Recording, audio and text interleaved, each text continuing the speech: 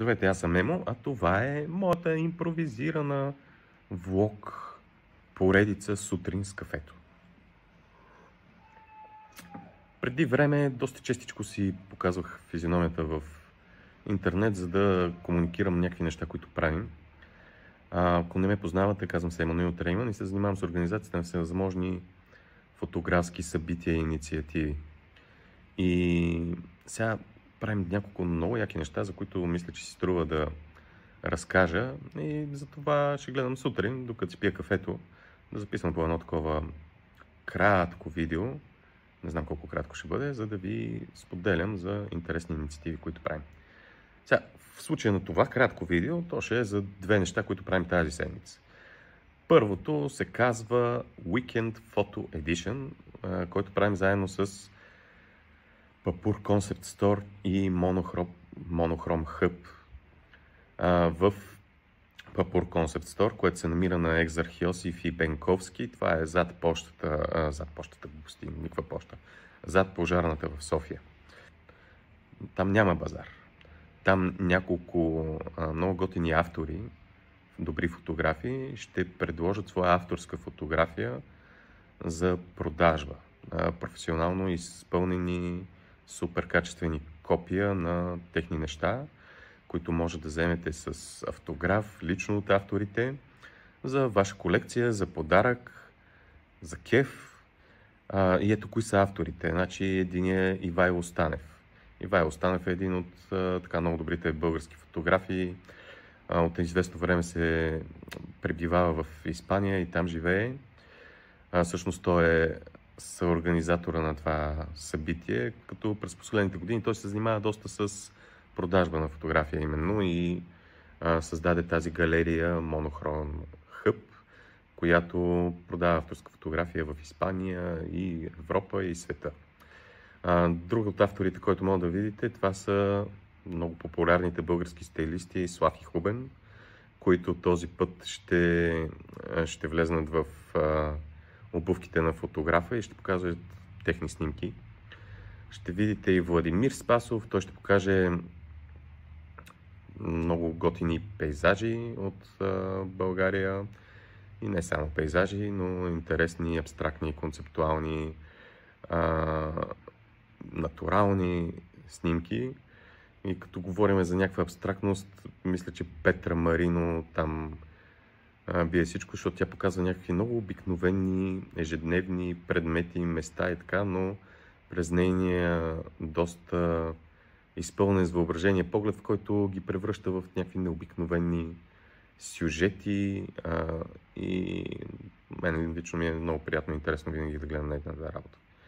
Иван Кавалджиев пък ще ви покаже красиви, стилни, много премерени, премислени, снимани по аналогов път повечето снимки на красиви модели, жени, коли, в така една ретро класическа стилистика, също много хубави неща. Георги Тодоров, който е известен със снимането на мацки, мога ли да казвам мацки? Но снима красиви млади дами по един изключително естетски и издържан начин. За жалост той май няма да бъде на самия базар, но неговите фотографии ще са там със сигурност. Може да видите и него. Сега, ако изпускам някой, ще е толкова глупаво. Надявам се, че никой не изпускам. Значи казах ви за Ивайло Станев, казах ви за Слав и Хубен, Георги Тодоров, Владимир Спасов, Петра Марина, Ивайло Кавалджиев. Значи това са всички. Това нещо се случва от 12 до 8 на 12-13 юли тази събота и неделя в Papur Concept Store. Това е едното яко събитие. Как ви, че са две. Тук си заслужава глътка кафе. Второто събитие е фотомисия. Фотомисия е нещо, което правим за четвърти път. Като това е един така своеобразен конкурс, който така тества бързина на мисълта, креативност, наблюдателност. Защо? Защото сутрин даваме мисията или фотографската задача и всеки ще има до 6 часа, за да я изпълни по възможно най-добрия начин.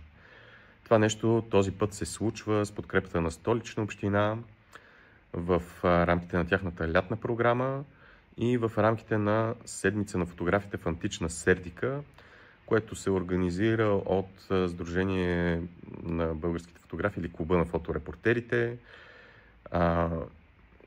КФК Бистрица, Кинофотоклуб Бистрица и не съм сигурен кой още е замесен, но там освен това събитие има разни изложби, лекции, въобще други случки, но аз мога ви кажа за фотомисията, защото в нея съм намесен повече аз. Първо, за първи път това събитие е с вход свободен, т.е. всеки може да дойде в 10 часа, получава мисията и има 6 часа да снима. Имаме 3 доста приятни, бих ги нарекал, награди от нашите партньори от Фотосвят.